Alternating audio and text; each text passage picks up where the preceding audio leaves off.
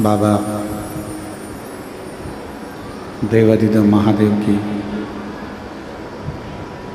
पवित्र करुणा, कृपा, दया जो आप और हम सब श्रावण के इस पवित्र अवसर पर भगवान शिव की पवित्र कृपा से, उनकी करुणा, उनकी उदारता से ये पवित्र पावन शिव महापुराण की कथा जयंती स्टेडियम भिलाई छत्तीसगढ़ के इस पवित्र पावन प्रांगण में श्रवण करने के लिए विराजमान है। कथा के मुख्य आयोजक श्री बोलबम सेवा एवं कल्याण समिति प्रदेश अध्यक्ष श्री दया सिंह जी भिलाई छत्तीसगढ़ से एक बार जोरदार ताली बजाकर उनके लिए साधुवाद, जिन्होंने इस पवित्र पावन कथा का आयोजन कराकर संपूर्ण छत्तीसगढ़ वासियों को बड़ा आनंद प्रदान किया है। एक बार जोरदार ताली बजाकर उनका स्वागत करूँगा। प्रेशर नहीं है। भगवान शिव की जब कृपा होती है तब कहीं शिव महापुराण की कथा अपने क्षेत्र में श्रावण महीने में आयोजित हो पाती है। और मैं श्री दया सिंह जी को कहूँगा कि आपकी शिव भक्ति बड़ी प्रबल है, इसलिए बाबा ने सावन महीने में आप पर यहाँ करुणा कर दी। और तेरी कृपा बिना ना हिले एक भी अणु, लेते श्वास तेरी कृपा से तनु तनु। बखान क्या करूं मैं राखों के ढेर का, चपटी भभूत में खजाना कुबेर का। हे गंगाधर मुक्ति द्वार ओंकार भोले ओंकार तू आयु सरतिहारी शंभु तारिका। बखान क्या करूं मैं राखों के ढेर का, चपटी भभूत में खजाना कुबेर का। हे गंगाधर मुक्ति द्वार ओंकार तू भोले ओंकार तू। आयु सरतिहारी शंभु तारिका। भिलाई वासियों के कोई पुण्य प्रबल है जो श्रावण महीने में एक कथा भले कहीं ऑफलाइन हो ना हो पर भिलाई में जरूर हो जाती है। कथा मंडप में विराजमान पूर्व गृह मंत्री जी एवं साथ में ही विराजमान मंत्री महोदय, सभी श्रोता भाई बहन जो इस पवित्र कथा का लाभ ले रहे हैं और अपने जीवन को सार्थक बना रहे हैं।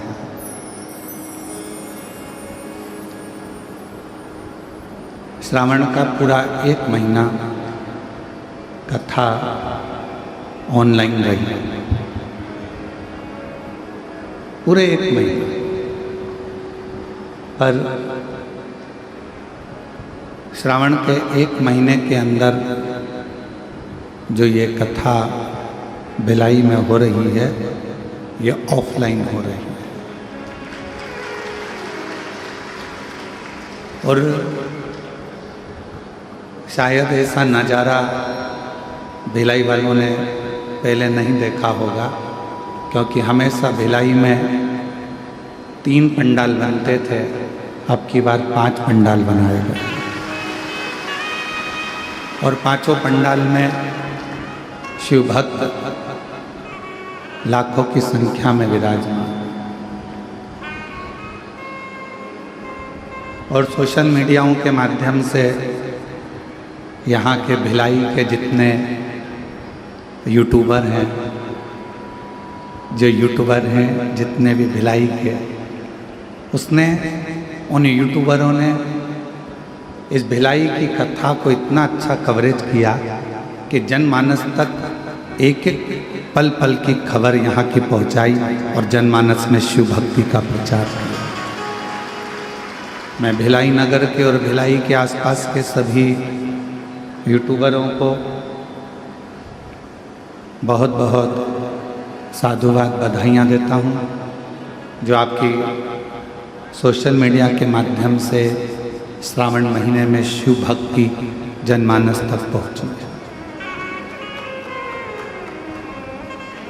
कथा मंडप में ही विराजमान भिलाई नगर के ही विद्वत ब्राह्मण जन, संत जन, गुरुजन, तपस्वी जन, साधक,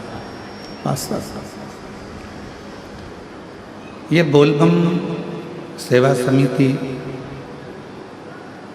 पहले भी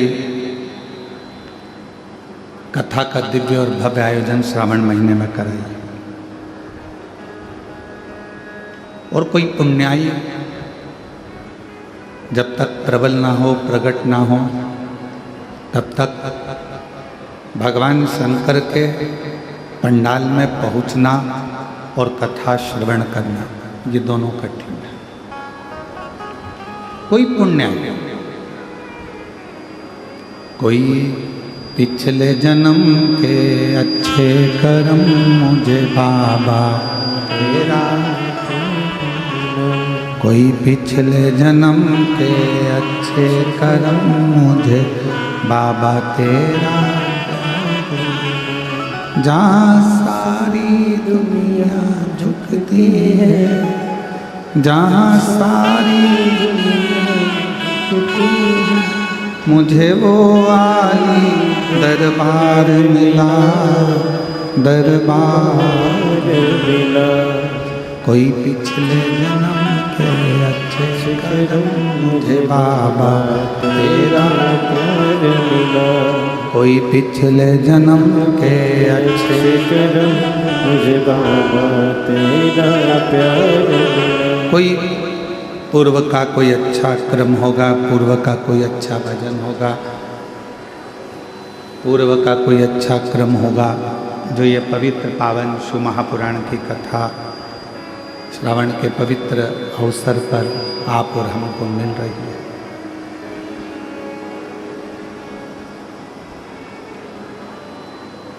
एक बात अपने जीवन में उतारिए। आज स्कंद षष्ठी है और आप सभी को मालूम हो, श्रावण महीने की जो स्कंद षष्ठी होती है, स्कंद छठ होती है, षष्ठी होती है, ये पूरे वर्ष में केवल एक दिन श्रावण के महीने में आती है, जिस दिन भगवान शिव जी ने भगवान स्कंद देव को, कार्तिकेय बाबा को श्री शैलम में जाकर इतने वर दिए थे कि 33 कोटि देवी देवताओं ने भी वरों का भंडार स्कंद देव को प्रदान कर दिया था। आवाज़ सेट नहीं हो रही, चोंगे जैसी आवाज़ आ रही है, उसको सेट करिए। और ऊपर के स्पीकरों में बिल्कुल आवाज़ नहीं।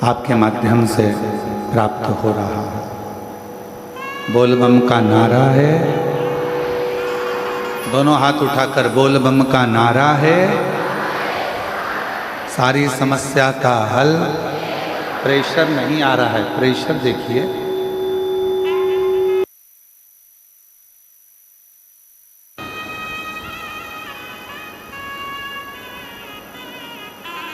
भगवान शिव की करुणा की उदारता, करुणा उनकी उदारता। कहते हैं पूर्व में जितनी भी कथा हुई, पूर्व में जितनी भी कथाओं का क्रम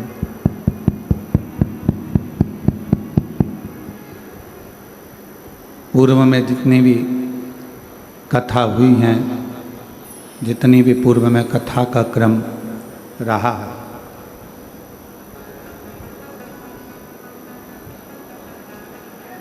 केवल एक शिव महापुराण की जो कथा होती है उसका ये पंडाल नहीं माना गया।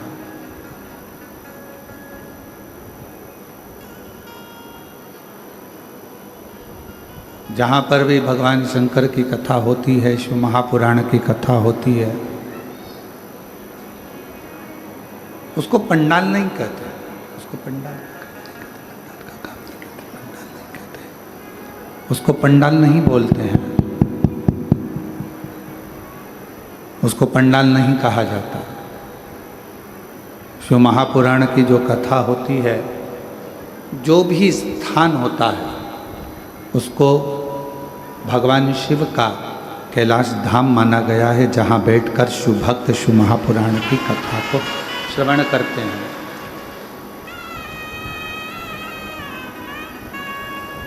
भगवान शंकर की पवित्र कथा को श्रवण करते हैं, शिव भक्त उस कथा को सुनते हैं और अपने हृदय में भगवान शिव की विरल भक्ति को, भगवान शंकर की भक्ति को धारण करते हैं। शिव भक्ति को धारण करने का एक केंद्र बिंदु, भगवान शंकर की भक्ति को धारण करने का एक स्थान, ये पवित्र पावन शिव महापुराण की कथा का स्थल। अब कई शिव भक्त ऐसे होते हैं, कई संसार में जन्म लेने वाले मनुष्य ऐसे होते हैं कि कैलाश धाम तक नहीं जा पाते, नहीं पहुंच पाते। पर मेरे शंकर भगवान ने, भगवान शिव ने अपनी वाणी में स्वयं तुमरुका जी से कहा है,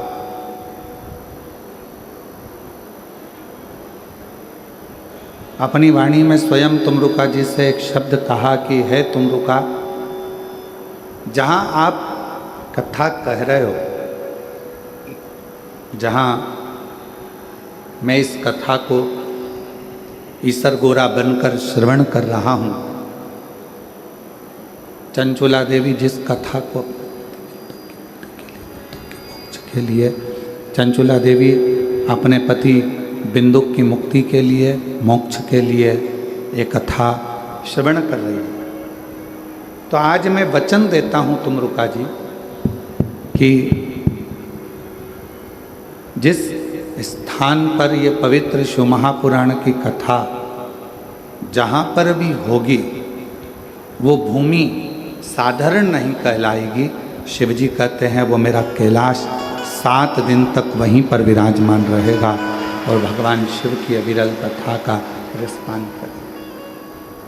7 दिवसीय शिव महापुराण की कथा संपूर्ण विश्व के कल्याण के लिए, संपूर्ण जगत के कल्याण के लिए, संपूर्ण जगत के उद्धार के लिए ये कथा श्रावण के महीने में प्रारंभ हुई। अब जैसे श्रीमद् भागवत जी श्रवण करने का एक नियम होता है कि एक स्थान पर बैठकर बड़े आनंद के साथ कथा का रस तत्व ग्रहण किया जाए,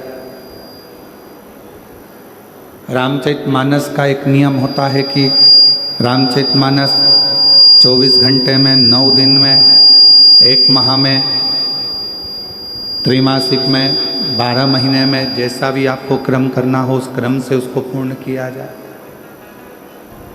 उसी तरह उसी क्रम में शिव महापुराण का एक नियम है, और वो नियम संपूर्ण श्रोताओं को, चाहे वो आस्था चैनल पर, टीवी पर सुन रहे हो, मोबाइल पर सुन रहे हो, टीवी पर सुन रहे हो, या पंडाल में बैठकर श्रवण कर रहे हो, जहां से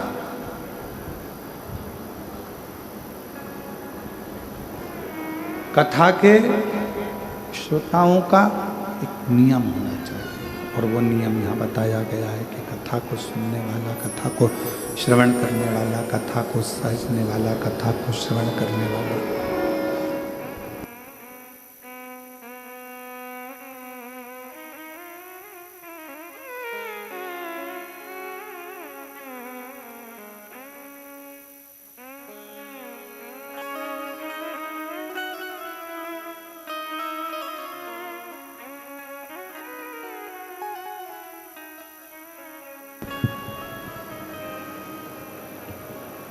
जैसे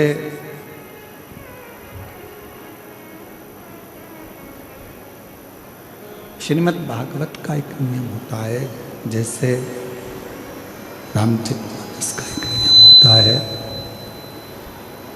उसी तरह शिव महापुराण का भी एक नियम होता है।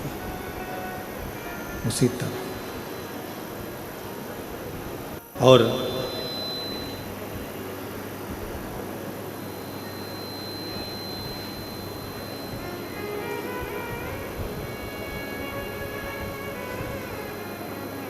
हमारे बीच में माननीय विधानसभा जी अध्यक्ष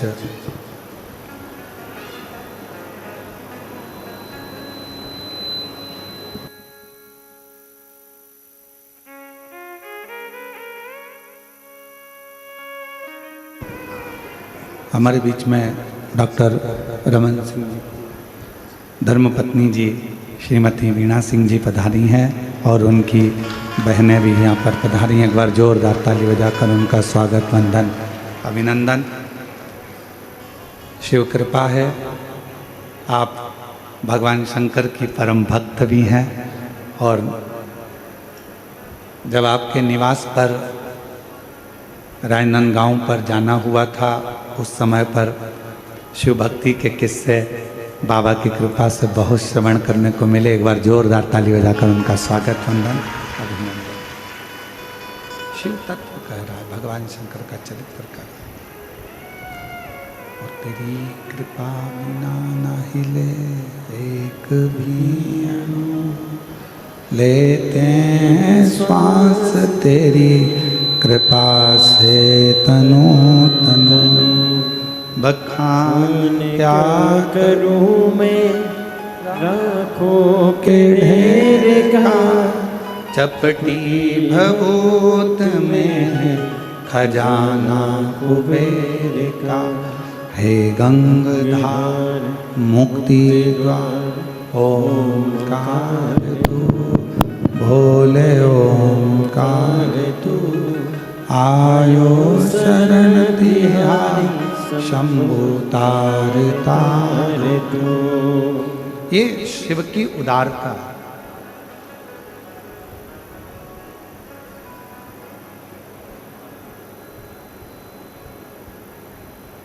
तो स्वयं भगवान शिव कह रहे हैं तुमरुका जी से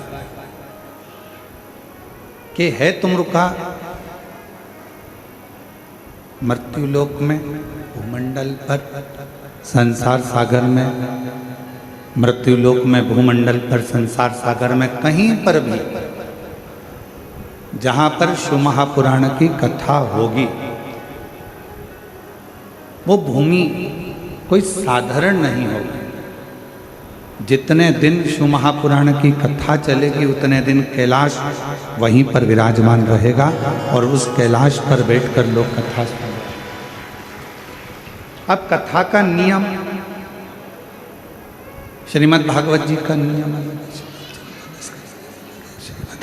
श्रीमद् भागवत जी का नियम अलग है, श्री रामचरितमानस का नियम अलग है, विष्णु पुराण जी का नियम अलग है, सारी पुराणों को सुनने का नियम अलग अलग। और जितने शिव भक्त शिव महापुराण की कथा में बैठे हैं, जितने शिव भक्त आस्था चैनल पर सुन रहे हैं, फेसबुक यूट्यूब पर श्रवण कर रहे हैं, उनसे निवेदन करेंगे शिव महापुराण की कथा सुनने का भी एक अलग नियम है।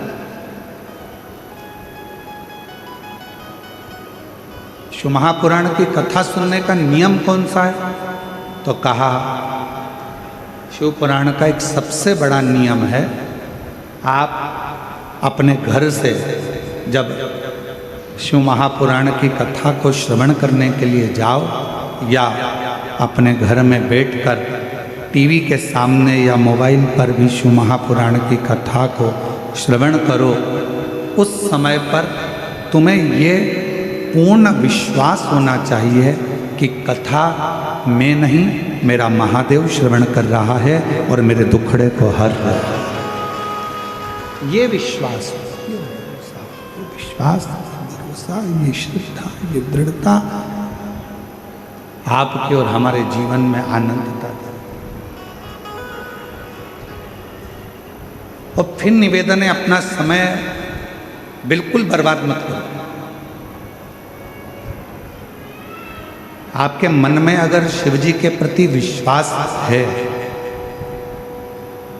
आपके मन में भगवान शंकर जी के प्रति भरोसा है, दृढ़ता है, विश्वास है, तो शिव महापुराण की कथा के पंडाल में जाकर बैठो, कहाँ तुम्हें जगह मिल जाए वहाँ जाकर बैठो।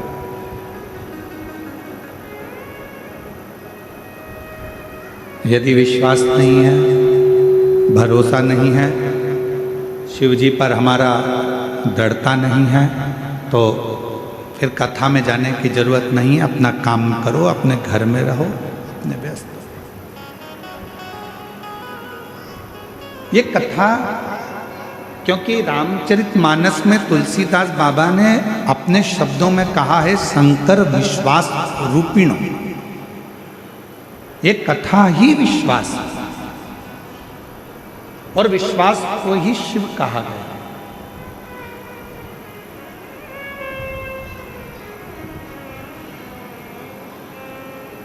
मानो तो मैं गंगा मां हूं, ना मानो तो बहता पानी। अगर मानोगे तो मैं गंगा जी हूं, ना मानोगे तो बहता हुआ पानी। यह आपके ऊपर निर्भर करता है कि आप मुझे क्या मान रहे हैं, आप क्या स्वीकार कर रहे हैं, आप मुझ में क्या देख रहे हैं। अगर आपके भीतर विश्वास है कि मैं कथा में जाकर बैठूंगी, कथा श्रवण करूंगी, कथा सुनूंगा और मेरा बाबा मुझ पर करुणा करेगा, मेरा बाबा मुझ पर कृपा करेगा, मेरा बाबा मुझ पर दया करेगा, मेरा बाबा मुझ पर करुणा करेगा, कृपा करेगा, दया करेगा, तो निश्चित है मेरा शिव आप पर करुणा जरूर करेगा। और 7 दिन की कथा जितने विश्वास के साथ, जितने भरोसे के साथ, जितनी दृढ़ता के साथ आप श्रवण करेंगे, उतना उतना शिव आप पर करुणा करना प्रारंभ कर देगा। दृढ़ता, विश्वास, भरोसा।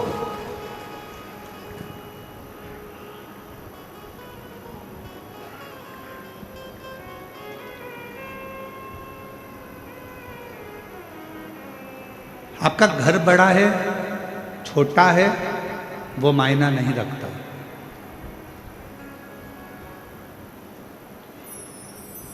आप बहुत बड़े बंगले में रहते हो, वो मायना नहीं रखता। आप छोटे से मकान में रहते हो, वो मायना नहीं रखता। आपका घर बड़ा है या आपका घर छोटा है, वो मायना नहीं रखता। शिव महापुराण की कथा कहती है मायना वो रखता है कि आपके घर में रहने वालों का व्यवहार कैसे, आपके घर में जो रह रहे हैं, आपके घर में जो निवास कर रहे हैं, आपके घर में जो रह रहा है, उसका व्यवहार कैसे। मालूम पड़े बंगला तो बहुत बड़ा है, घर बहुत बड़ा है, और व्यवहार जो घर में रह रहे हैं 4 लोग, 5 लोग, 10 लोग घर के रहने वाले हैं, उनका व्यवहार ही अच्छा नहीं है, तो घर का बंगला किस काम का।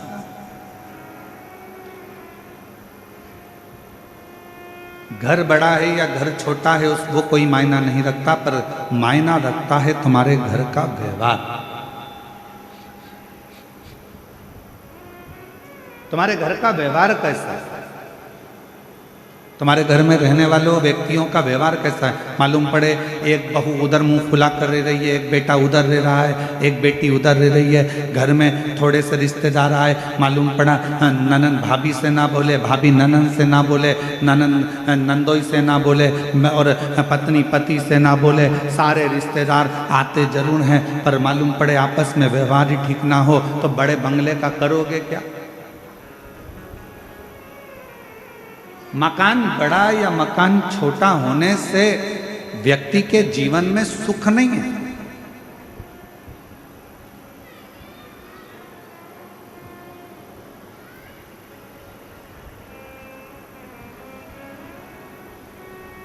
धन का बिस्तर मिल जाए पर नींद को तरसे नैन, और कांटों पर भी सोकर आए किसी के मन को चैन। कोई कारण होगा, मालूम पड़े डनलप का गद्दा लगा है, एसी लगा है, खूब जोरदार मलमल की रजाई भी है, तकिया भी बिल्कुल एकदम कोमल है, और बड़े आराम से कमरा भी बिल्कुल क्लीन साफ एकदम बढ़िया है, और मालूम पड़े धन का बिस्तर मिल जाए पर नींद को तरसे ने। घर बड़ा है, बंगला बड़ा है, गाड़ी बड़ी है, कमरा बड़ा है, पलंग बड़ा है, गादी बड़ी है, तकिया बड़ा है, सारे सुख अपने आप उस कमरे के अंदर। ऐसा कोई सुख नहीं है जो तुम्हारे सोने के कमरे में नहीं है, और फिर भी तुमको रात को सोते समय एक ना एक गोली खाकर सोना पड़ रहा है। कभी घुटना दुख रहा, कभी कमर दुख रही, कभी कंधा दुख रहा, कभी सिर दुख रहा, कभी कोनी दुख रही, कभी पंजा दुख रहा। 24 घंटे में रात्रि के समय पर यदि चैन की नींद नहीं आ रही है तो समझ लेना कि धन तो बढ़ गया पर मन की शांति नहीं बढ़ पाई है। वो मन की शांति को बढ़ाने का एक स्थान ढूंढ,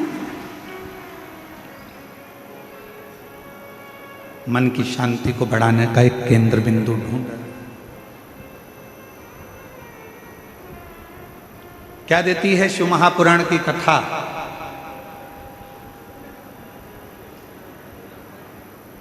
क्या प्रदान करती है शिव महापुराण की कथा?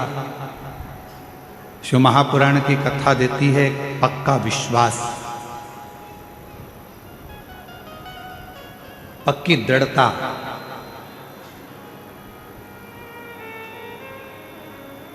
घर अच्छा हो और माहौल अच्छा नहीं हो ना तो उस घर में रहने का मन नहीं करता, और माहौल अगर अच्छा है और घर अच्छा भी नहीं है तो किराए के मकान में भी महल नजर आता है। अगर माहौल अच्छा, मकान अच्छा नहीं है, मान लो मकान अच्छा नहीं है और माहौल अच्छा है तो किराए के मकान में भी सुख नज़र आता है, किराए के मकान में भी आनंद नज़र आता है, किराए के मकान में भी आनंद की अनुभूति होती है।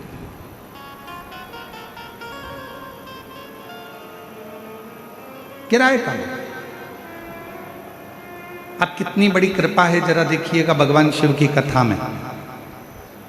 बैकुंठ में भगवान नारायण और लक्ष्मी जी विराजमान, और बैकुंठ में भगवान विष्णु और लक्ष्मी जी विराजमान है, और दोनों का झगड़ा होता है, और भगवान नारायण और लक्ष्मी का झगड़ा होता है, और लक्ष्मी जी भगवान नारायण को श्राप दे देती है, हे नारायण तुम मुझे देखकर घोड़े जैसे हंसे हो, मैं तुम्हें श्राप देती हूं कि तुम्हारा सिर कटे और तुम्हें घोड़े का सिर लगे।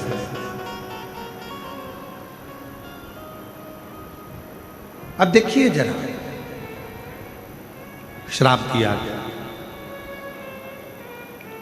अब ब्रह्मा जी और ब्रह्माणी जी ब्रह्मलोक में निवास करते हैं, और दोनों जनी वहां रहकर बड़ा आनंद का जीवन जी रहे होते हैं, और इतने में यज्ञ होता है, अनुष्ठान होता है, और उस अनुष्ठान में माता ब्रह्मणी के आने में देरी हो जाती है। माता सावित्री उस यज्ञ के अंतर्गत विराजमान हो जाती हैं, और माता ब्रह्मणी उनको श्राप दे देती हैं। ब्रह्मा जी तुम्हारी अर्धांगिनी होने के बाद भी तुमने यज्ञ में मेरी प्रतीक्षा नहीं करी, मैं तुम्हें श्राप देती हूं कि मृत्यु लोक में कहीं पर भी तुम्हारे मंदिर नहीं होंगे, मृत्यु लोक में कहीं पर तुम्हारा पूजन ना होगा। केवल एक पुष्कर की भूमि ऐसी होगी जहां पर तुम्हारा पूजन होगा, जहां पर तुम्हारा मंदिर। अब जरा विचार करिए, बैकुंठ लोक है, वहां पर भी भगवान नारायण और लक्ष्मी का थोड़ा सा विवाद हुआ, लक्ष्मी जी ने श्राप दिया। ब्रह्मलोक है, ब्रह्मलोक में भी सारा ठाठ है और माता ब्रह्माणी ने ब्रह्मा जी को श्राप दिया। पर केवल सारे लोकों में एक लोक मृत्यु लोक ऐसा है जिस मृत्यु लोक के अधिपति भगवान देव अधिदेव महादेव हैं। दोनों आनंद के साथ विराजमान रहते हैं और भगवान शंकर और पार्वती दुनिया के लोगों को प्रेरणा देते हैं कि सुख बड़े मकान में नहीं, अगर कैलाश की कंदराओं में भी रह रहे हो और माहौल अच्छा है तो सुख उस कंदरा में भी प्राप्त हो, सुख उस कंदरा में भी मिल सकता है, सुख उस कंदरा में भी प्राप्त हो सकता है।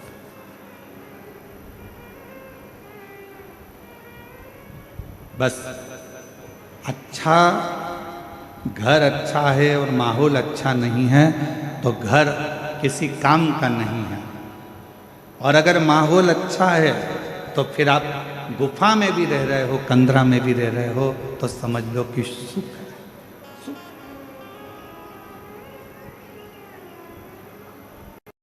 और देख लिया संसार हमने, देख लिया सब मतलब के यार हमने देख लिया, झूठे नाते झूठे रिश्ते, झूठे नाते झूठे रिश्ते, अरे झूठा है संसार हमने देख लिया, सब मतलब के यार हमने देख लिया, देख लिया संसार हमने देख लिया, सब मतलब के हमने देख लिया। ये संसार की धारणा भगवान शंकर की ये पवित्र कथा,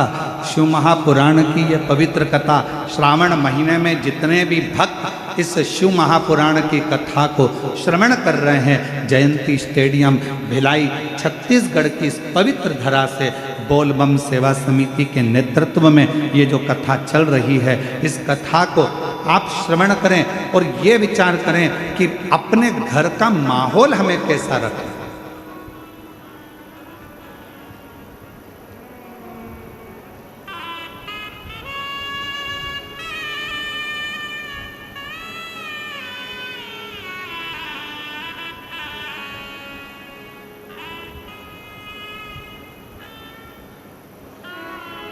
घर को यदि साफ करना जरूरी है तो मन को भी साफ करना जरूरी है। थोड़ा परिश्रम जिंदगी में बहुत जरूरी है। आप में से कितने लोग हैं जो चाय पीते हैं? हाथ उठाओ जरा। हम चाय का ऑर्डर नहीं दे रहे हैं तुम लोगों के लिए, हम तो पूछ रहे हैं। फिर से उठाओ जरा, कितने लोग हैं जो चाय पीते हैं? चलो बहुत बढ़िया, रख लो। चाय पीने से कभी जीवान जली कि नहीं जली तुम्हारी? जम के तो बोलो, आवाज नहीं आई। जली है ना? अब तुम्हारी जीवान अगर चाय पीने से जली तो तुम में से कितने लोग हैं जिनकी जीवान चाय पीने से जली और उनने चाय पीना छोड़ दिया? जम के तो बोलो, छोड़ा किसी ने? नहीं। हमारे दया सिंह जी के घर की भाभी और बहुएं हाथ हिला रही, नहीं गुरु जी हम नहीं छोड़ा।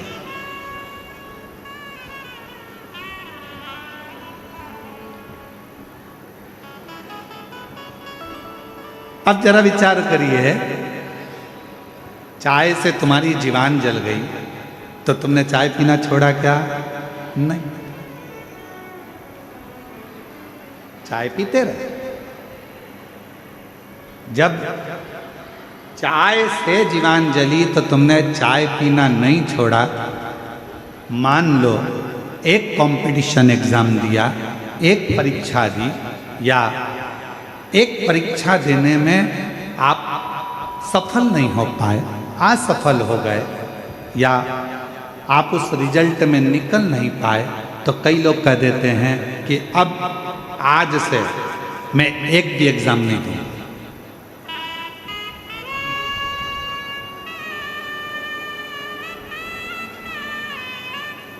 अब मैं कोई परीक्षा नहीं दूंगा।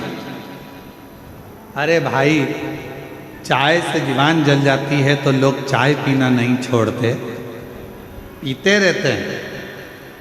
अगर एक एग्जाम नहीं निकल पाए, एक परीक्षा नहीं पास कर पाए, तो क्यों टेंशन लेना? चाय पीना नहीं छोड़ी, उसी तरह एग्जाम देना मत छोड़ो। एक ना एक दिन तुमको उस मंजिल तक वो एग्जाम पहुंचाई दे। क्यों हिम्मत हारते? क्यों टेंशन लेते हो? अपनी हिम्मत नहीं हार। और मैंने तेरे ही भरोसे, जिसको आता है वो साथ में गाया करो। मैंने तेरे ही भरोसे हवा बिच उड़ती जावांगी, बाबा डोर हटो छठी नाम कटी जावांगी, भोले मैं तेरी पतंग, शंभू मैं तेरी पतंग, हवा बिच उड़ती जावांगी, बाबा डोर हटो छठी नाम कटी जावांगी, भोले मैं तेरी पतंग। क्यों हिम्मत हारना? परिश्रम करते जाओ। कई लोग कहते हैं गुरुजी हमारे घर का माहौल ठीक नहीं है, अब मैं घर में नहीं रहूंगी, मैं घर छोड़कर चली जाऊंगी। कोई कहता है मैं घर छोड़कर चले जाऊंगा, मैं ऐसा कर लूंगा। शिव महापुराण की कथा कहती है अपने घर का माहौल ठीक करने की जवाबदारी किसी दूसरे ने नहीं ली है। अपने घर के माहौल को ठीक करने की जवाबदारी आपकी अपनी है, स्वयं। और मेरे शंकर भगवान ने, मेरे ओघड़दानी ने, मेरे शिवजी ने, मेरे शंभू ने पूरी शिव महापुराण की कथा में मार्गदर्शन करते हुए कहा, हिम्मत नहीं हारना, विश्वास पक्का रखना, श्रद्धा पूरी रखना और अपने कर्म को करते जाओ। यदि मार्कंडे बाबा मंत्र का जाप नहीं करते, मार्कंडे बाबा यदि भगवान का भजन ना करते, मार्कंडे बाबा को मालूम पड़ गया था कि मेरी उम्र कम है, मार्कंडे जी को मालूम पड़ गया था कि मेरे प्राण छूट जाएंगे, मार्कंडे जी को मालूम पड़ गया था कि मैं मर जाऊंगा, पर मार्कंडे जी ने अपने पिताजी से जो सुना, मार्कंडू जी से, बस भगवान शिव की भक्ति में लग गए। और भगवान शंकर की ऐसी भक्ति मार्कंडे बाबा ने करी, शिव की ऐसी आराधना मार्कंडे बाबा ने करी कि आखिरी में मार्कंडू जी, मार्कंडे बाबा के पिताजी नहीं आए, स्वयं शिव की भक्ति से वो देवाधिदेव महादेव प्रकट होकर उनकी आयु बढ़ाकर चले।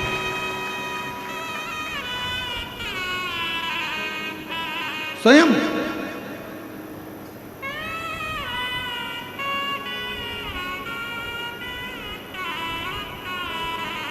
एक विश्वास की दृढ़ता हो। और शिव महापुराण की कथा, पूरी कथा में विश्वास मूल है, भरोसा मूल। एक बहन जी ने एक पत्र लिखा है और उन्होंने उस पत्र में तुमरुका जी का नाम लेकर जो सफेद आंकड़े की जड़ का प्रयोग था वो किया है। और पहला पत्र आया है जिसमें हमारे कथा के पंडाल में पहला पत्र है जिसमें उन्होंने तुमरुका जी का फोटो भी लगाकर भेजा। और मैं आस्था चैनल वालों से कहूँगा कि जितने लोग भी एलईडी पर कथा सुन, एलईडी पर दिख रहा है ये कथा, एलईडी पर कथा सुन रहे हैं तो पहले वो सावन के महीने में आज स्कंद षष्ठी है, आप लोग तुमरुका जी का दर्शन करिए, जिसमें तुमरुका जी का नारद जैसा स्वरूप है, घोड़े का मुंह लगा है और हाथ में वीणा है और करताल लेकर वीणा लेकर तुमरुका जी, ये वो तुमरुका जी हैं जिनको शिव जी की अनुपम कृपा है और जिनका नाम लेने से नारी के जीवन का ऐसा कोई रोग नहीं है जो समाप्त नहीं होता हो। यहाँ तक कि शरीर में, गर्भाशय में, चेस्ट में अगर गठान भी पड़ जाती है और तुमरुका जी का नाम लेकर जल चढ़ाकर अगर आचमन किया जाता है तो वो गठान तक गल जाती है। ऐसा तुमरुका जी का वो चित्र। दर्शन हो रहे हैं सबको? एलईडी वालों, जिस जिस पंडाल में दर्शन हो रहे हैं एक बार जोरदार ताली बजाकर साधुता करें। ये वो तुमरुका। अब पत्र, मेरा नाम रामेश्वरी साहू है, पति सूरज साहू है, पता जयंती नगर दुर्ग छत्तीसगढ़ की रहने वाली हूँ। कहीं बैठी हो तो हाथ हिला सकती हूँ। बच्चा आया है क्या साथ में? आया है? हाँ, लेकर आ जाइए। एक बार वापिस हाथ हिलाओ। हाँ, आ जाइए। मेरा नाम रामेश्वरी साहू है, पति सूरज साहू है, हम जयंती नगर दुर्ग छत्तीसगढ़ के रहने वाले हैं। मेरी शादी को 15 साल हो गए थे और 15 साल से मेरे यहाँ कोई संतान नहीं थी। गुरुजी, हमने बहुत से डॉक्टरों को दिखाया, पत्र एलईडी पर दिख रहा होगा, आप हमारे साथ में पत्र को पढ़ सकते हो और पत्र पर उंगली चलेगी, आप साथ में पढ़ सकते हो। 15 साल हो गया था शादी को, लेकिन कोई संतान नहीं थी। गुरुजी, हमने बहुत से डॉक्टरों को दिखाया, वेदों को भी दिखाया, गोदी भी भरवाई, फिर भी हमें संतान का सुख नहीं मिला। लोग मुझे ताना देते थे कि इसकी कोई संतान नहीं है, यह बांझ है, सब अपशब्द कहते थे। तभी मेरे परिवार में मेरी माँ, पापा और बहन ने कहा, आस्था चैनल पर सीहोर वाले गुरुजी पंडित प्रदीप मिश्रा की कथा आती है, उसे सुन और गुरुजी जो भी उपाय बताएं उसे कर। मैं बहुत परेशान थी गुरुजी, कुछ समय नहीं, समझ नहीं आ रहा था। फिर मैंने 2020 से आपकी कथा सुनना प्रारंभ करी और सुनते सुनते विश्वास हो गया कि अब संतान देगा तो मेरा भोलेनाथ ही देगा। मैं ये विश्वास कर सफ़ेद आंकड़े की जड़ का उपाय जो आपने बताया, पशुपति नाथ का व्रत जो आपने बताया, पंडाल में बैठकर कथा सुनने का फल जो आपने बताया, हम दोनों पति पत्नी ने सफ़ेद आंकड़े की जड़ का उपयोग किया, पशुपति व्रत किया और एक बार नहीं, 2 बार, 3 बार, ऐसा मैंने 4 बार किया। आप कहते हो ना हिम्मत मत हारना, बाबा ने ऐसी कृपा करी गुरुदेव, डॉक्टर के हिसाब से मैं माँ नहीं बन सकती थी, पर बाबा की कृपा से 2024 में मेरे घर में बाबा की कृपा से संतान ने जन्म लिया 15 साल के बाद। 15 वर्ष। एक लाइन अच्छी लिखी है, आप और हम गुनगुना लो। अरे लुटा दिया भंडार काशी वाले ने, दिया माला माल काशी वाले ने, लुटा दिया भंडार काशी वाले ने, कर दिया माला माल काशी वाले ने, लुटा दिया भंडार काशी वाले ने, लुटा दिया भंडार काशी वाले ने, लुटा दिया भंडार काशी वाले ने, कर दिया माला माल काशी वाले ने, लुटा दिया भंडार काशी वाले ने, कर दिया माला माल काशी वाले ने। जो जैसी भावना लाया वो वैसा ही फल पाया। जो जैसी भावना लाया वो वैसा ही फल पाया। नहीं खाली उसे लौटाया वो मन ही मन हरसाया।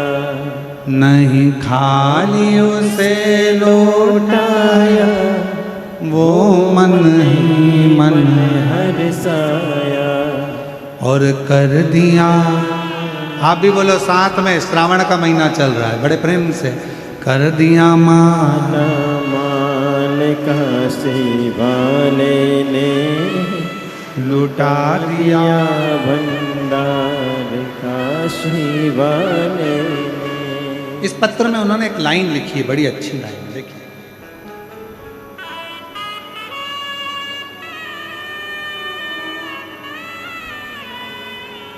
यदि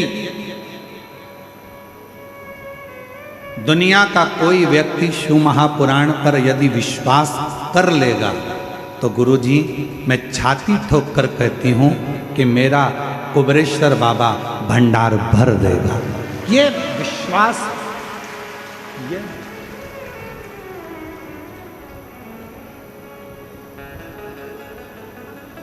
और जितनी मेरी जीजियां बैठी हैं, जितने मेरे जीजा बैठे हैं, जितनी मेरी बेटियां बेटाएं, मेरी माताएं जितनी बैठी हैं, मैं आपको निवेदन करूं, जितने विश्वास से आप शिव महापुराण की कथा को श्रवण करेंगे, और ये विश्वास ही तो है जो 5 पंडाल लगे होने के बाद भी भक्तों का सैलाब पंडालों के बाहर खड़ा हुआ है, ये आपका विश्वास और आपकी दृढ़ता और आपका भरोसा था। ये विश्वास नहीं तो क्या, यही विश्वास, यही विश्वास। और जो जैसी भावना लाया वो वैसा ही फल पाया। नहीं खाली उसे लौटाया वो मन ही मन हरसाया। कर दिया उसे निहाल काशी वाले ने लुटा दिया भंडार काशी वाले ने। लुटा दिया भंडार काशी वाले ने। कर दिया माला माल काशी वाले। लुटा दिया भंडार काशी वाले ने। लुटा दिया भंडार काशी वाले ने। कर दिया माला माल काशी वाले ने। भंडार काशी वाले ने। कर दिया माला माल काशी वाले ने। एक विश्वास यदि है तो शिव आपके करीब है।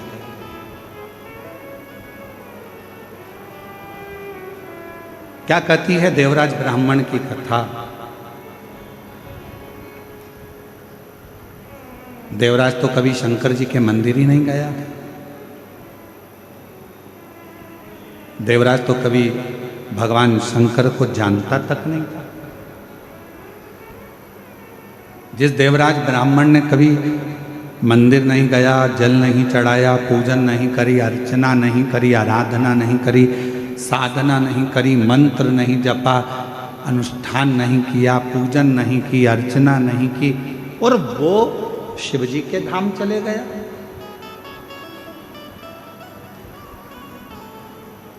वो भगवान शंकर के धाम चले गया।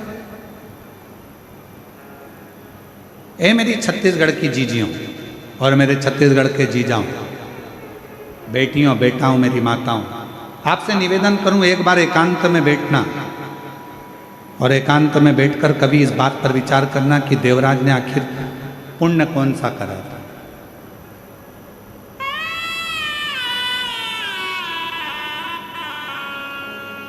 कभी एकांत में बैठकर ये विचार करना कि देवराज ने ऐसा कौन सा पुण्य कर लिया, ना कभी एक लोटा जल चढ़ाया उसने, ना कभी अभिषेक किया, ना कभी पूजन करी, और ना देवराज ने कभी मंत्र का जाप किया, ना अनुष्ठान किया।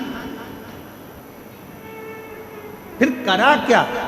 जो भगवान शंकर देवराज को अपने नंदी पर बिठाकर लेकर कैलाश धाम तक जा रहे हैं, ना पूजन, ना अर्चना, ना अनुष्ठान, ना जप, ना मंत्र, ना साधना, कुछ नहीं करा।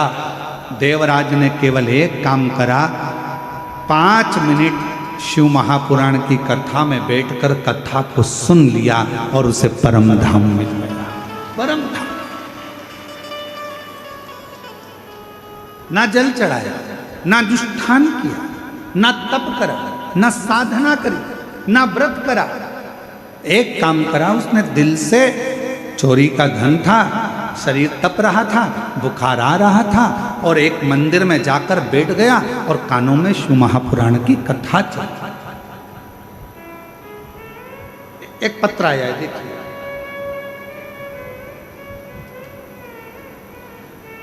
मेरा नाम योगिता शर्मा है, मैं राजिम की निवासी हूँ, जिला गरियाबाद से आई हूँ। कहीं बैठी हों तो हाथ हिला सकती हैं, अगर कहीं बैठी हों तो हाथ हिला सकती हैं। मेरा नाम योगिता शर्मा है, मैं राजिम की निवासी हूँ, जिला गरियाबाद से आई हूँ। और अगर कहीं बैठी हों तो हाथ हिला दें, और अगर बैठी हों आप ही हैं ऐसा हाथ हिला दें। वापिस हिलाओ। आइए, एक बेलपत्र लेकर जाइए, आ जाइए।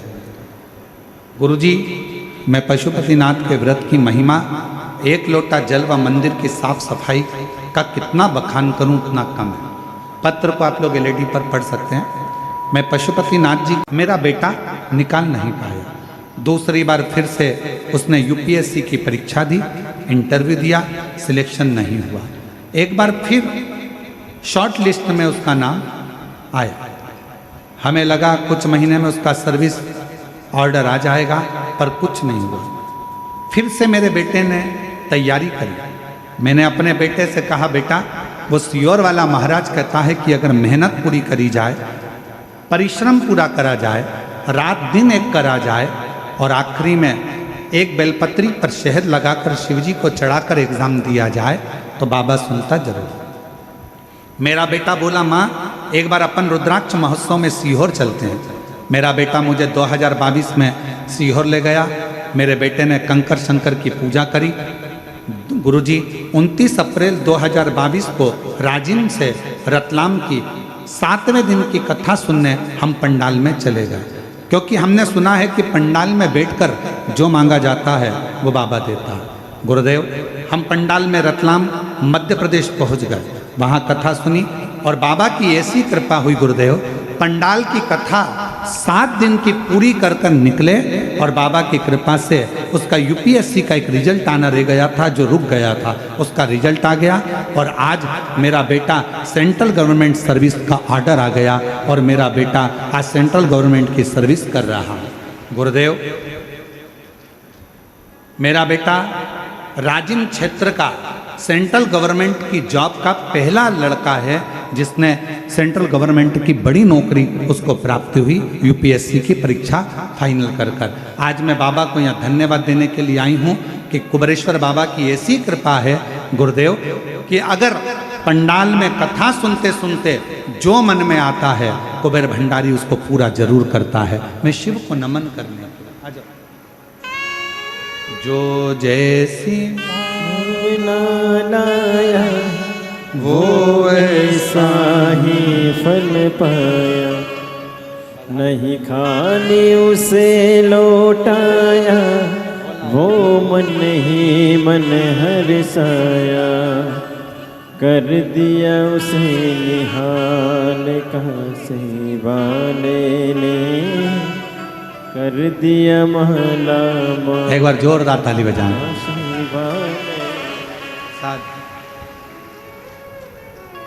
और तेरी कृपा का अब किस पर हो जाए, जरा से हम पर कर दो, जरा से हम पर कर दो। उसकी कृपा ऐसी है, उसकी करुणा ऐसी है। कितना विश्वास लेकर आप कथा सुन रहे हैं ये आपके ऊपर निर्भर करता है। कितनी दृढ़ता धारण कर कर आप कथा सुन रहे हैं ये आपके ऊपर निर्भर करता है। आप शिव महापुराण पर कितना भरोसा करते हैं ये आपके ऊपर निर्भर करता है। सीहोर वाले महाराज जी तो 7 दिन कथा सुनाएंगे, चले जाएंगे। दयाल सिंह जी इस कथा का आयोजन कराए हैं, बोलबम समिति इसका आयोजन कराई है। समिति आयोजन कराकर अपना आनंद पाती है, जनमानस को श्रवण कराती है कथा। अब ये आपके ऊपर निर्भर करता है कि आप अपने घर से जब चले हो, घर के लोगों ने पूछा कहाँ जा रही हो, आपने कहा शिव महापुराण की कथा भिलाई में हो रही है, हम बाहर नहीं जा सकते, हम बहुत दूर नहीं जा सकते, अपने भिलाई में हो रही है, जयंती स्टेडियम में हो रही है। लोग कहेंगे पानी गिर रहा है, कीचड़ हो रहा है, कहाँ बैठोगी? मेरा छाता है ना, मेरा छाता है ना, मेरी पन्नी है पॉलीथीन, बैठूंगी, कथा सुनूंगी, दिल से सुनूंगी। पंडाल में जगह नहीं मिलेगा, बाहर बैठकर सुनूंगी, पर कथा को श्रवण कर कर अपनी नगरी में, अपने छत्तीसगढ़ में, अपनी भिलाई में, अपने जयंती स्टेडियम में हो रहा है। दुनिया के लोग बाहर बाहर सुनने जाते हैं, कम से कम मेरे लिए मेरा बाबा यहाँ तक आया है, मुझे जाना है, कथा श्रवण कर, मुझे कथा। विश्वास कितना, भरोसा कितना, दृढ़ता कितनी, कितने विश्वास के साथ आप कथा को श्रवण करते हो ये आपके ऊपर निर्भर करता है।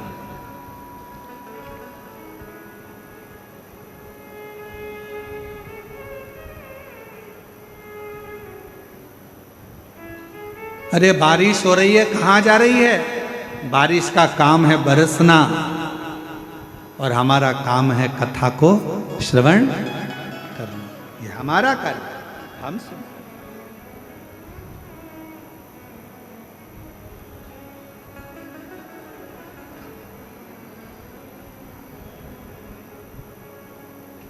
दो शब्द हैं जिन पर थोड़ा ध्यान दीजिएगा, एक है अफवाह और दूसरा है वाह। बोलो जरा कौन कौन से शब्द हैं? आवाज नहीं आई, जरा दमदारी से बोलो। अफवाह और वाह, ये दो शब्द हैं, दो शब्द। एक शब्द है अफवाह, गलत बोल देना, गलत सुना देना, किसी के लिए गलत बता देना, अफवाह उड़ा देना। अरे इतना भीड़ हो रहा है, इतना भीड़ हो रहा है, ऐसा हो रहा है, वो हमारे पास में रहती है, वो ऐसा है, वो हमारे पास में रहता है, वो ऐसा है, वो ऐसा है, उसका लड़का ऐसा, उसकी लड़की ऐसी, उसका परिवार ऐसा, उसका कुटुंब ऐसा। अफवाह उड़ाने में कलयुग में सब माहिर हैं,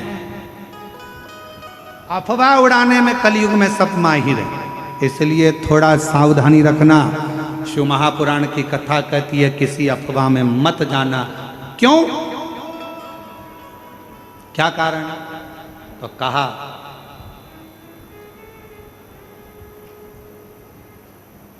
अफवाह और वाह वाह ये दो शब्द व्यक्ति को बर्बाद कर देते।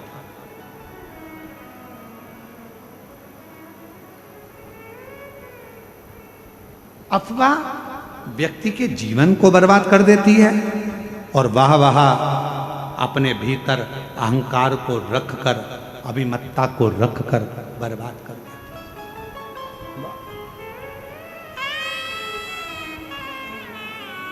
इसलिए थोड़ा सावधान। एक कितना सुंदर प्रसंग है। एक गांव में एक बुजुर्ग व्यक्ति रहता था, बड़ा बड़ा प्रतिष्ठित था, बड़ा प्रतिष्ठित।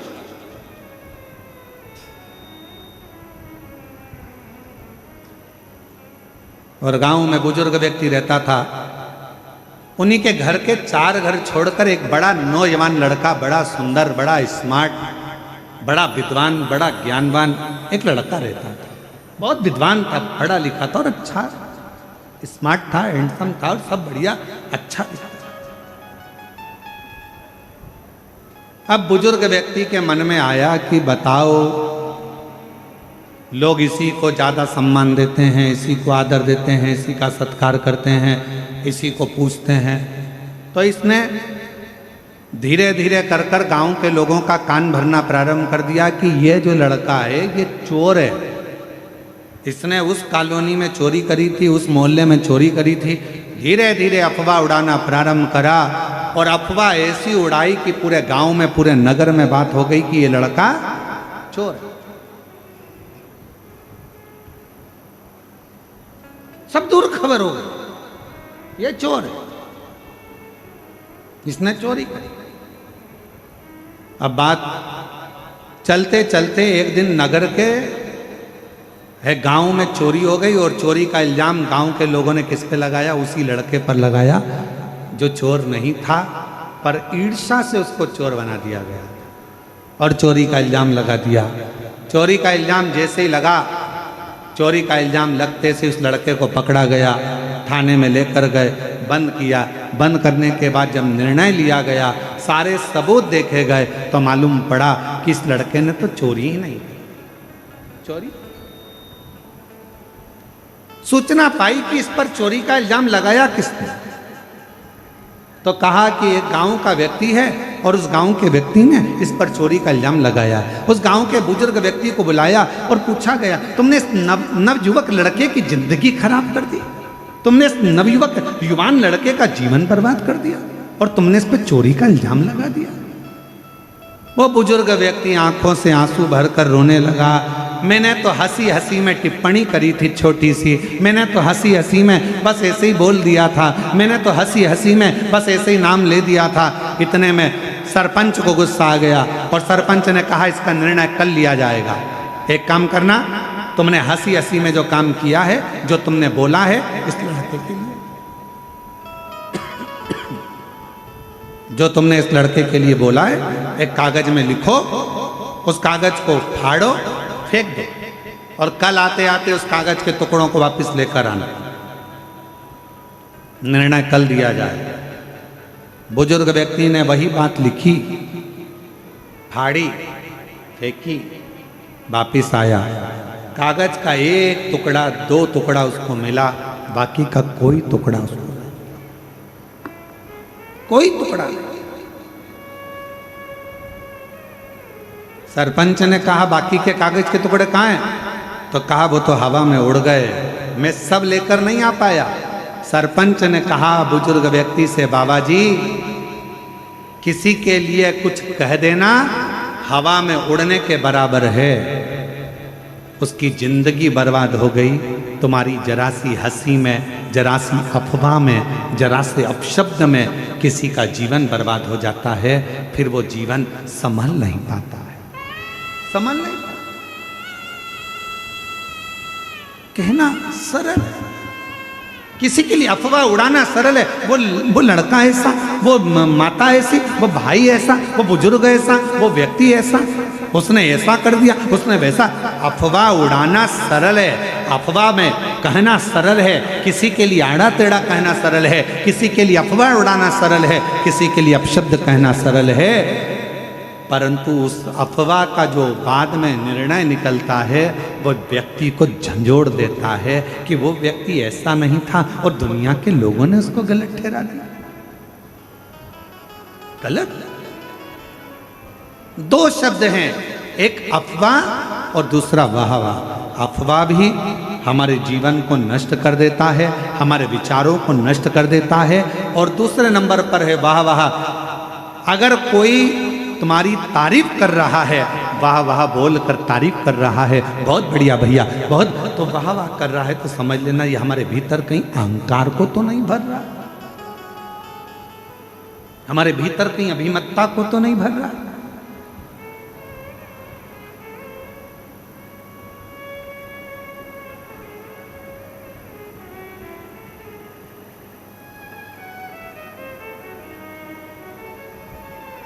थोड़ा बचिए, थोड़ा अफवाह से भी बचना, थोड़ा वाहवाह से भी बचना, दोनों से। आप जितना बचकर रहोगे उतना अपनी जिंदगी को सुखमय जियोगे। देवराज नामक का ब्राह्मण, वो देवराज नाम के ब्राह्मण के भीतर उसने ना कभी दान करा, ना कभी पुण्य करा, ना सत्कर्म करा, ना कभी मंत्र जाप करा, ना कभी स्मरण करा, ना कभी अभिषेक करा, ना कभी पूजन करी, ना कभी आराधना करी। बस उसने एक काम करा, मरने से पहले उस देवराज नाम के ब्राह्मण चोरी का धन लेकर गया था, शंकर के शिवालय में पहुंच गया और शिवालय में जाकर उसने 2 मिनट, 5 मिनट, 1 मिनट, 1.5 मिनट की शिव महापुराण की कथा को श्रवण कर सुन।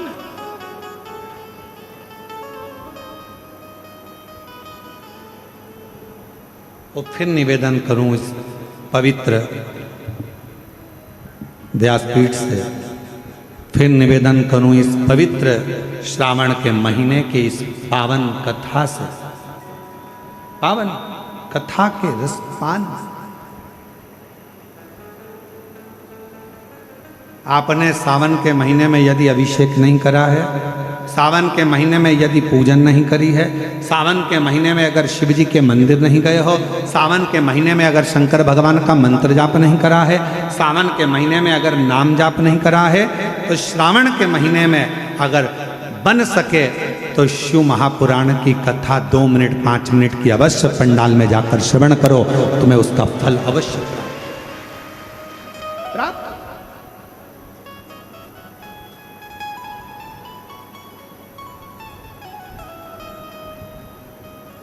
और महादेव नमन चरणों में स्वीकार कीजिए, सबका किया है मेरा भी उद्धार कीजिए, उद्धार कीजिए। हे त्रिपुंडधारी, हे त्रिशूलधारी, हे त्रिपुंडधारी, हे त्रिशूलधारी। चरणों में तेरे बाबा जी पावन है चारों धाम, चरणों में तेरे बाबा जी पावन है चारों धाम। तेरी देव करते वंदना पूजे सीताराम, तेरी देव करते वंदना पूजे सीताराम। हो जाए पूरी कामना, हो जाए पूरी कामना। उपकार कीजिए, सबका किया है मेरा भी उद्धार कीजिए, उद्धार कीजिए। हे त्रिपुंडधारी, हे त्रिशूलधारी, हे त्रिपुंडधारी, हे त्रिशूलधारी, हे त्रिपुंडधारी, हे त्रिशूलधारी। महाराज, दुनिया में ऐसा कोई अक्षर नहीं जिसमें छुपा हुआ कोई मंत्र नहीं।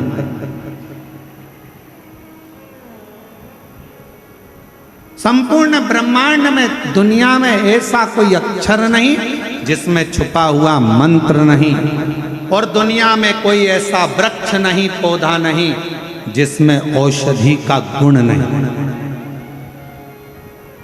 दुनिया में ऐसा कोई पौधा, ऐसा कोई वृक्ष नहीं है जिसमें औषधि का गुण नहीं है, और दुनिया में कोई ऐसा मनुष्य नहीं जिसके अंदर कोई ना कोई गुण नहीं। परमात्मा सबको गुणवान बनाकर पैदा करता है। हर वृक्ष में, हर पौधे में औषधि होती है, हर शब्द में, हर अक्षर में मंत्र होता है।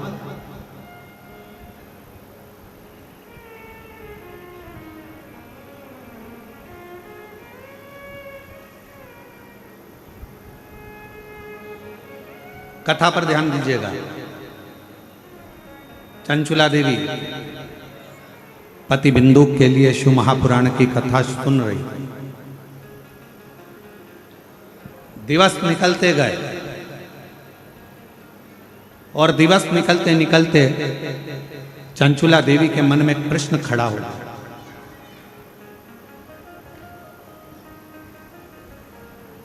श्रावण की यह पवित्र कथा भिलाई छत्तीसगढ़ से चल रही है। बड़ा सावधानी से सुनिएगा आप लोग इस कथा। पूरे छत्तीसगढ़ का गौरव है ये पवित्र कथा, जो श्रावण महीने में बोलबम समिति श्री दया सिंह जी को मैं साधुवाद दूं तो इतनी दिव्यता और भव्यता के साथ इस कथा का दिव्य आयोजन हो रहा है। और आपके विश्वास को मैं नमन करता हूं। दया सिंह जी कह रहे थे, गुरुजी हमने ऐसे शिव भक्त नहीं देखे। कथा होना थी 30 तारीख से और शंकर जी के ये सारे भक्त 21 तारीख से आना चालू हो गए थे और 21 तारीख से बैठना चालू हो गया। हमने पूछा दया सिंह जी से कि इतने लोगों का जो आ रहे थे 21 तारीख से, इनको तो 30 तारीख की कथा थी तो 29 को पहुंचना था, 28 को पहुंच जाते, पर 21 तारीख से 10-12 दिन पहले, 7 दिन 8 दिन पहले यहाँ पहुंचना कैसे व्यवस्था हो जजमान की? तो कहा गुरुजी 21 तारीख से शिव भक्त यहाँ पहुँचना चालू हो गए और हम जब भी आते तो ये प्रयास करते कोई भूखा तो नहीं है, कोई रह तो नहीं गया। और मैं दया सिंह जी आपको इसके लिए साधुवाद देता हूँ, आपकी पूरी बोलबम समिति को साधुवाद देता हूँ कि सबके चेहरे पर रौनक। हम जितने हमको आशीष जी जो दिखा रहे थे, बता रहे थे, उसमें हम देख रहे थे कई बुजुर्ग माताएं, कई बूढ़ी माँ 21 तारीख से 22 तारीख से यहाँ पर आई। और पूछा गया उनसे, यूट्यूबरों ने पूछा कि आप यहाँ 22 तारीख को आ गई हो, 21 तारीख को आ गई हो, आपको यहाँ कैसा लग रहा है? तो कहा अच्छा। तो कहा भोजन? तो कहा भोलेनाथ जी है। फिर इतनी देर में कहा कि वो दया सिंह जी आते, पूछते और प्रसाद का एक डब्बा देकर चले जाते भोजन का। तो ये विश्वास, ये भरोसा, ये दृढ़ता।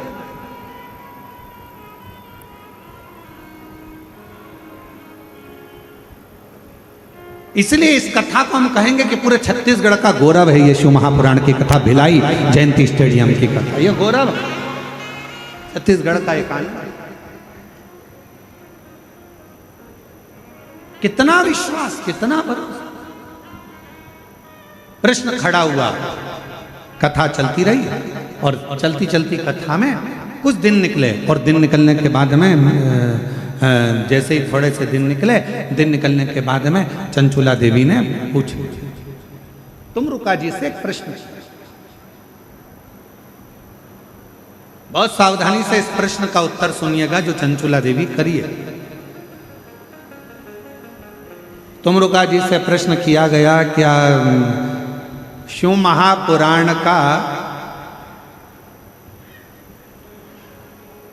कौन सा श्लोक, कौन सा अक्षर, कौन सा मंत्र मैं जपूं?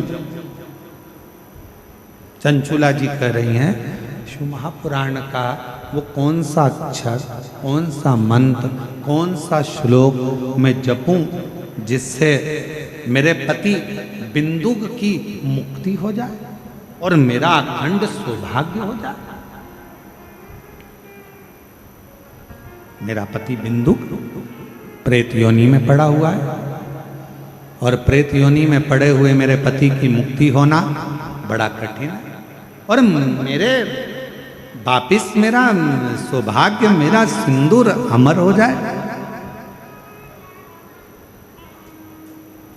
शिव महापुराण का वो कौन सा श्लोक, शिव महापुराण का वो कौन सा अक्षर, शिव महापुराण का वो कौन सा मंत्र मैं जपूं जिससे मेरा पति को मुक्ति मिले और मेरा अखंड सौभाग्य हो? तुम रुका जी मुस्कुरा कर कहे रही है चंचुला, शिव महापुराण की कथा ही मंत्र है, शिव महापुराण की कथा ही श्लोक है और शिव महापुराण की कथा ही अक्षर है और शिव महापुराण की कथा ही पार करने वाली नैया है। सुन लिया हो?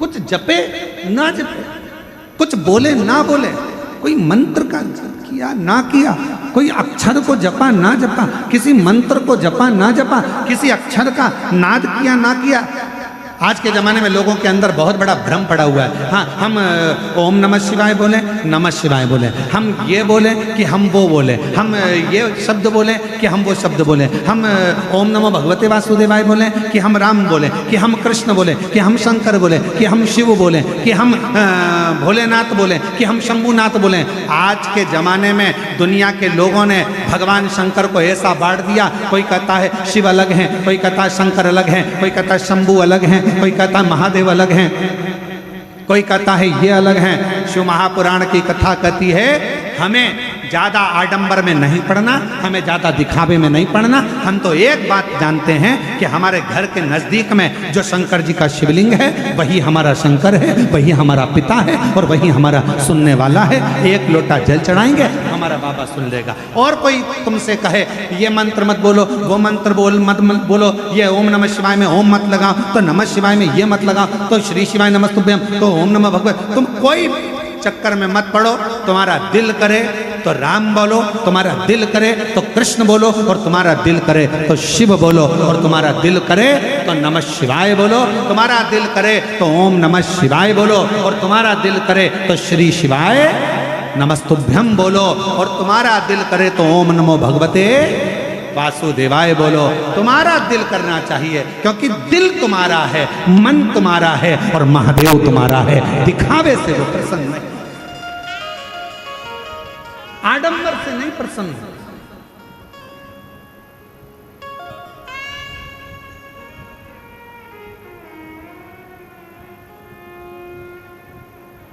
उसको प्रसन्न करना, उसको राजी करना सहज।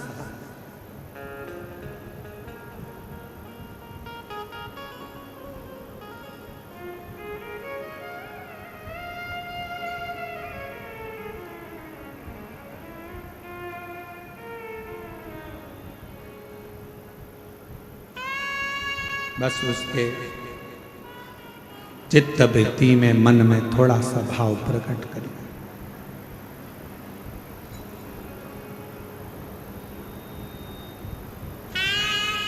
कई लोग रो रो कर खुद मरना पसंद करते हैं। रोते, दुख आ गया रो रहे हैं, तकलीफ आ गई रो रहे हैं, कष्ट आ गया रो रहे हैं। दुनिया के कई लोग रो रो कर खुद मरने की इच्छा करते हैं। शिव महापुराण की कथा कहती है रो रो कर मरने से अच्छा है हंस हंस कर, प्रसन्न रहकर, खुश रहकर अपने गम को, दुख को मार दो, और तुम्हारी प्रसन्नता देखकर दुनिया के लोग वैसे ही मर जाएंगे। तुम अपने आप प्रसन्न रहना तो चालू करो। जितना रोगे उतने दुनिया के लोग हंसेंगे। अच्छा है, खूब रोती है, मंदिर जाती थी, कथा में जाती थी, ऐसा करती थी, वैसा करती थी, ले अब रो। दुनिया के लोग तुम्हें रोता हुआ देखना चाहते हैं। ये संसार की रीति है। आपके पीछे हजारों लोग पड़े होंगे और दिन भर यही चाहेंगे कि तेरा बुरा कैसे हो, तेरा बुरा कैसे हो, तू बर्बाद कैसे हो, तू नष्ट कैसे हो, तेरा नाम खराब कैसे हो। ये दुनिया की रीति है। आपको बढ़ता हुआ कोई नहीं देख सकेगा, कोई नहीं। एक कुएं के अंदर इतने सारे मेंढक थे, इतने सारे मेंढक थे। मेंढक उछलते फिर गिर जाते, फिर उछलते फिर गिर जाते, फिर उछलते फिर गिर जाते। सारे मेंढकों ने प्रयास किया उछल उछल कर आगे बढ़ने का। उसी में एक मेंढक था, वो ऊपर चढ़ गया, बिल्कुल ऊपर पहुंच गया। तो बाकी के मेंढकों ने विचार करा कि आखिर ये ऊपर पहुंच कैसे गया। तो उस मेंढक से इंटरव्यू करा गया। बहुत सारे लोग आए, मेंढक से पूछा गया कि भाई तेरे साथ के सारे मेंढक बहुत प्रैक्टिस कर रहे थे, ऊपर नहीं पहुंच पाए, तू इतना ऊपर कैसे पहुंच गया। उस मेंढक ने कुछ नहीं बोला। तब उसके पड़ोसी ने बोला ये तो बहरा है, सुनता ही नहीं है, इसीलिए ऊपर पहुंच गया। क्योंकि जिसने अपने कानों को बंद कर लिया, दुनिया के लोग तो ताना देंगे, गाली देंगे, अपशब्द कहेंगे, टांग खींचेंगे, आड़ा टेढ़ा बोलेंगे। अगर आप बहरे बनकर बढ़ते चले जाओगे तो अपनी मंजिल तक पहुंच जाओगे। तो मेंढक ने इंटरव्यू में किसी ने कहा ये तो बहरा था इसलिए ऊपर पहुंच गया, बाकी के बहरे नहीं थे, कोई कुछ बोलता था नीचे खसक जाते थे, फिर कोई बोला फिर खसक जाते थे। इसलिए निवेदन है, उन्नति की सीढ़ी पर बढ़ना है, आगे चलना है तो बहरे बन जाओ मेंढक की तरह, तो तुम अपनी मंजिल तक किसी की ना सुनते हुए आगे बढ़ते चले जाओगे और तुम्हें तुम्हारी मंजिल प्राप्त हो जाएगी। एक पत्र है, अच्छा है।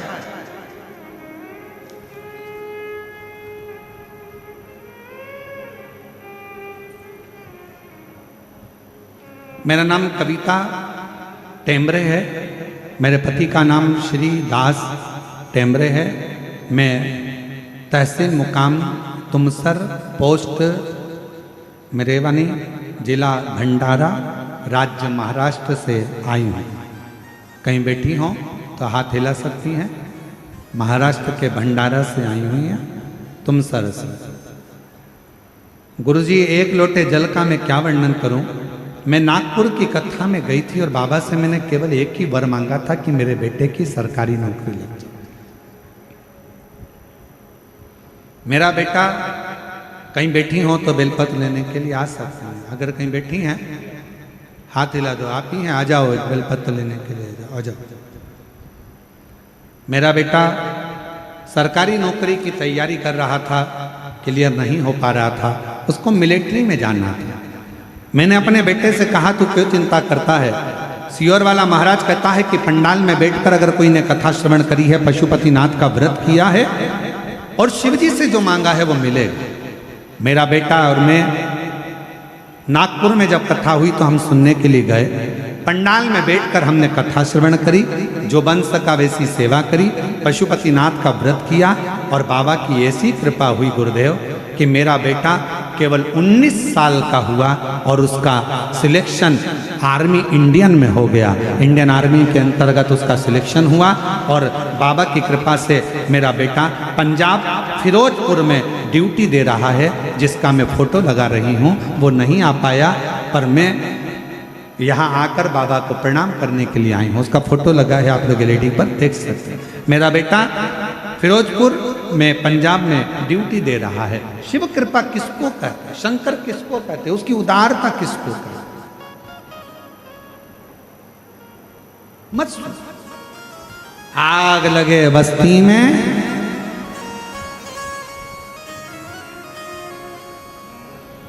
आप लोगों को बारिश की ठंड लग गई क्या? नहीं, आवाज नहीं आ रही है इसलिए। आग लगे बस्ती में क्या किसको रोइए, अलमस्त रहो, खुश रहो, पूर्ण भरोसे के साथ शिव पर आश्रित होकर, शिव पर आश्रित।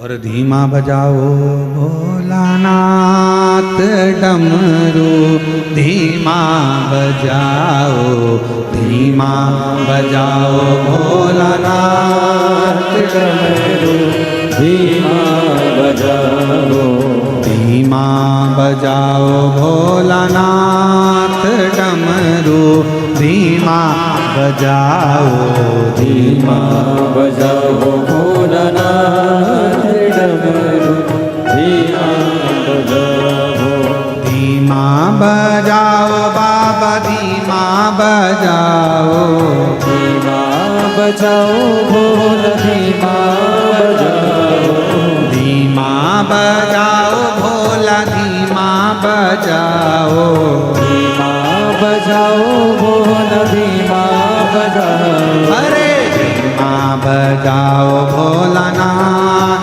डमरू, धीमा बजाओ, धीमा बजाओ भोलानाथ डमरू, धीमा बजाओ।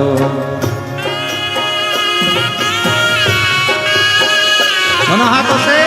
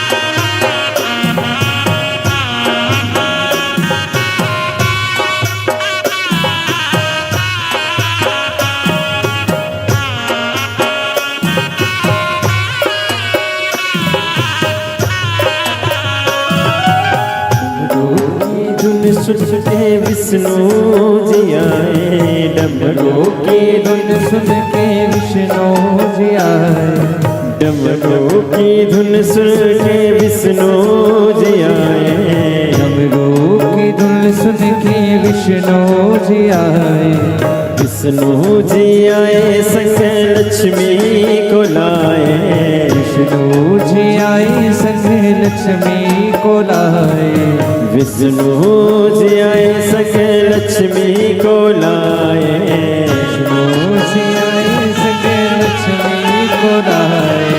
धीमा बजाओ भोलानाथ डमरू, धीमा बजाओ, धीमा बजाओ भोलानाथ डमरू, धीमा बजाओ, धीमा बजाओ भोला, धीमा बजाओ, धीमा बजाओ भोला, धीमा बजाओ, धीमा बजाओ भोला, धीमा बजाओ, धीमा बजाओ भोला, धीमा बजाओ, धीमा बजाओ भोलानाथ डमरू, धीमा बजाओ, धीमा बजाओ भोलानाथ डमरू, धीमा बजाओ।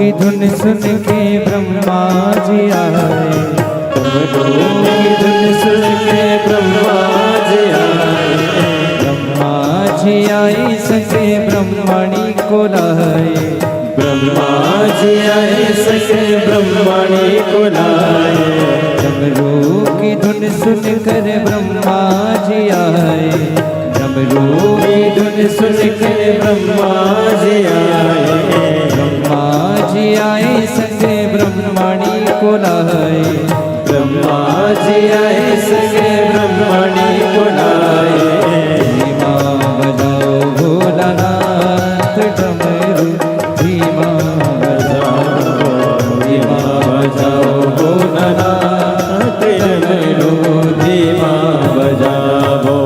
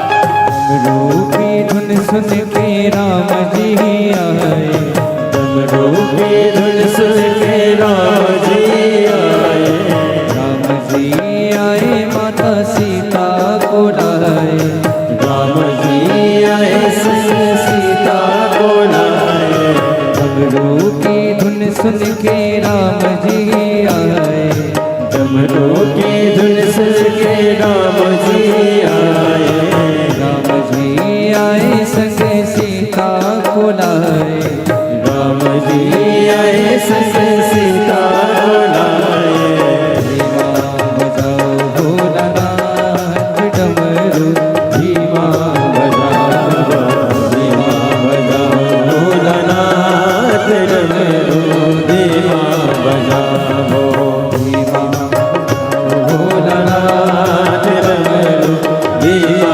बजाओ धीमा बजाओ भोलानाथ डमरू, धीमा बजाओ धीमा बजाओ भोलानाथ डमरू, धीमा बजाओ धीमा बजाओ भोलानाथ डमरू, धीमा बजाओ डमरू धीमा बजाओ, डमरू धीमा बजाओ, डमरू धीमा बजाओ, डमरू धीमा बजाओ, डमरू धीमा बजाओ, डमरू धीमा बजाओ, डमरू धीमा बजाओ। डमरू धीमा महादेव है। अपने स्थान पर बैठकर बाबा देवादिदेव महादेव से प्रार्थना करिए, विनय करिए, निवेदन करिए, विनती करिए। शिव जी को अपने मन का भाव कहिए, प्रार्थना करिए, विनय करिए, निवेदन करिए। जहाँ जगह है वहाँ बैठकर भगवान शिव जी से अपने मन का भाव बड़े भाव से हृदय से प्रार्थना करो, निवेदन करो, विनती करो, विनय करो, निवेदन करो। जहाँ जगह मिले वहाँ बैठिए, वहाँ से प्रार्थना करिए।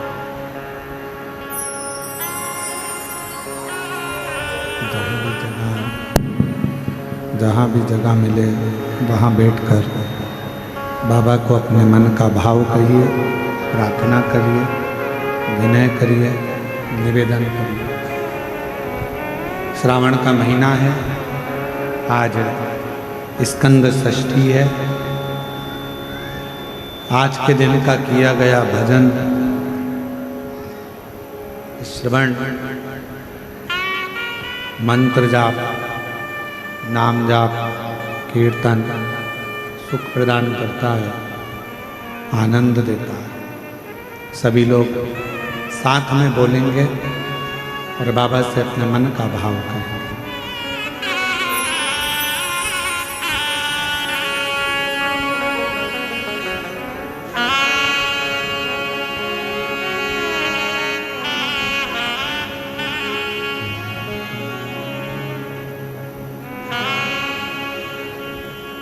श्री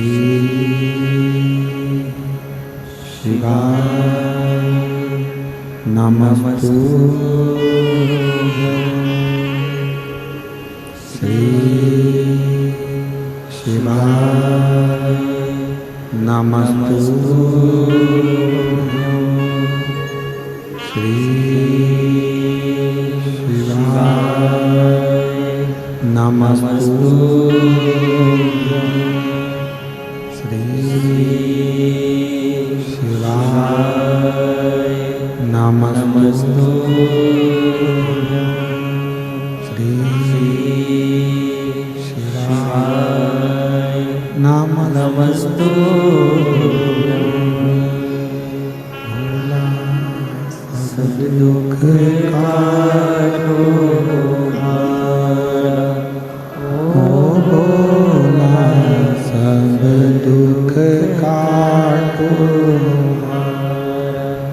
शिव शंकर जपो तेरी माला, भोले बाबा जपो तेरी माला। भोला सब दुख काटो हारा, ओ भोला सब